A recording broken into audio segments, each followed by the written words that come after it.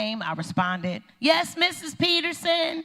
She told me to sit down. I sat down. She asked me a question. I responded until she made me mad, and I quickly decided I didn't want to be like her no more. God calls the church to be disciples. God is our teacher.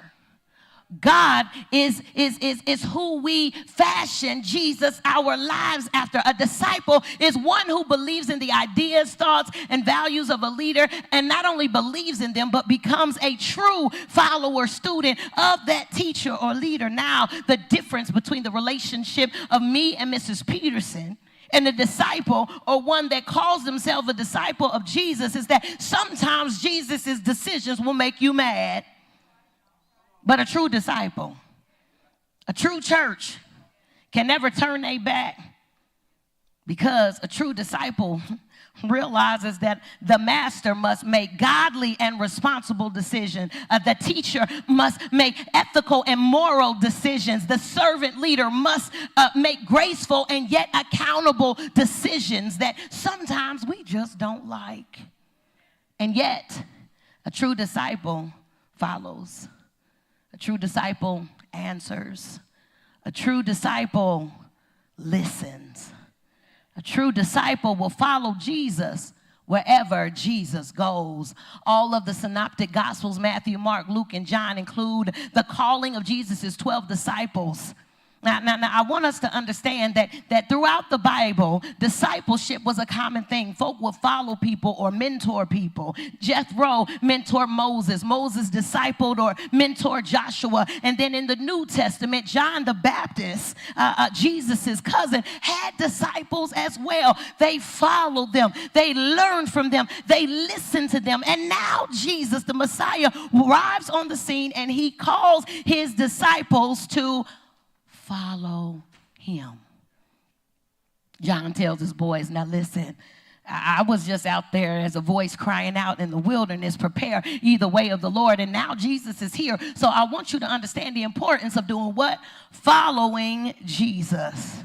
The Bible tells us in Luke 5 that as Jesus was preaching on the shore of Galilee, he saw 2 empty boats. Somebody say 2 empty boats.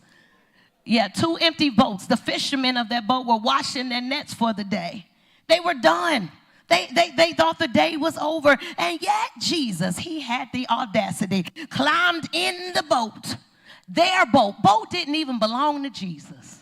And he climbed in their boat and he began preaching. And when he got done, he told Peter, "Now go a little deeper and let down your net." Peter thought, "Wait a second, bro, I was done for the day."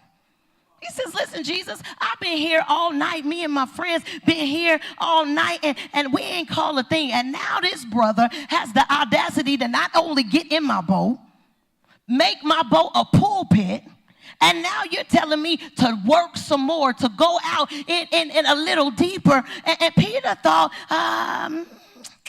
something ain't right. And yet, he did a thing.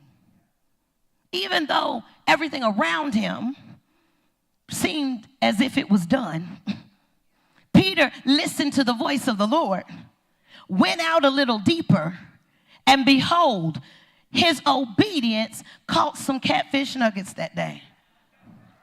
So much that the thing that he thought he was done with, the thing that he thought he had washed his hand with for the day, ended up coming back with more than what he could ever have expected. I tell you, your obedience will catch some things in your life.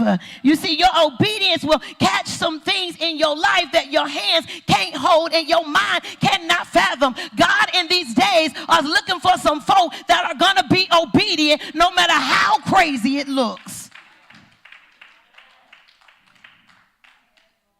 They, disciples, early on, that they understood that obedience is the key that will unlock doors that no man could ever lock or close. Peter, humbled by this experience, knew that something was different about this Jesus. He and his friends, James and John, saw something in him. And then Jesus goes on to say, "Okay, now, from now on, you will be fishing for people." See, here's the thing. God will bless you. But many times after the blessing, we turn our backs on God. After the blessing, after God gives us what we want, after God answers our prayers, many times we will turn our backs on God. God says, listen, I'm blessing you with more fish, and there's more. He said, from now on, you're going to be fishing for people. Verse 11 states, they left everything they had. Yeah. And they followed Jesus. They left some of what they had.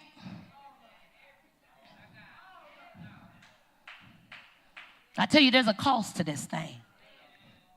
They left everything, everything they had, and followed Jesus. I want us, church, to understand the magnitude of this call to be a disciple. This was a major thing. This is a major thing. They left everything. They left every person. They left life, the life that they knew. They left their friends. They left their family. They left their routines. They're left to supposed to have beings. They left their homes. They left their jobs. They left their possessions. And they followed Jesus. I was sitting there typing this out and listening to God, and he said, well, one of the problems is it's hard for folk just to leave your beds on Sunday mornings to come to church, let alone to leave everything. When Jesus calls Peter and the other disciples to be disciples, he called them, listen, to a whole new life. A whole new life, one that was totally different from the life that they once knew. And many of us are so caught up in the life that we once knew. Like, oh my goodness, listen, what I'm trying to give you is greater than what you thought. The disciples walked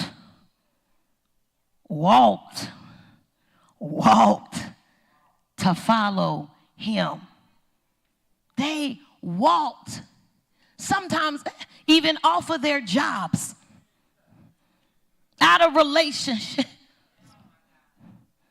out of position, just to, what is your everything? That God is calling you to leave just to follow him.